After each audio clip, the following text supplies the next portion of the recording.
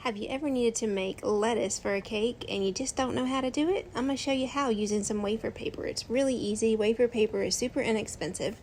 I'm going to mix together some yellow and some green and put some yellow alone and just different shades of yellow, like yellowy green, more of a lighter shade.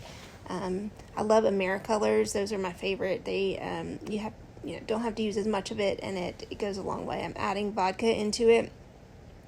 And I'm going to paint it onto the wafer paper. I will say that you could do this with airbrush and that would work, but I didn't need that much of it, so I just thought didn't want to clean the airbrush machine for that. So I did find that doing it one time before, it's easier to cut these into 4 strips and paint it that way because the wafer paper tends to get saturated. It's hard to work with. It likes to rip on you if you try to pick it up. So just working in smaller sections does make it easier if you're painting it versus spraying it.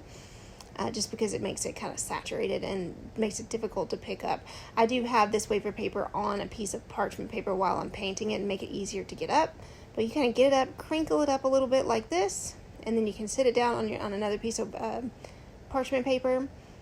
Here in a minute, you can use crinkled up like paper towels. You can use aluminum foil. You can use saran wrap, anything like that, to go under it. Here see, you just kind of scrunch a piece up and you put your piece of lettuce on there like that.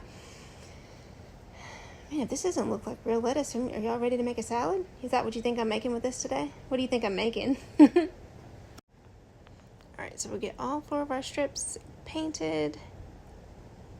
Kind of leave a little yellow coming out of that green.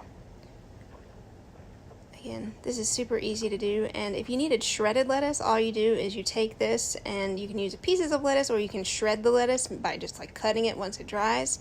I feel like it's easier to cut like in those strips once it's dry. It does dry, hard, and it's easy to work with. So here is your lettuce out of wafer paper.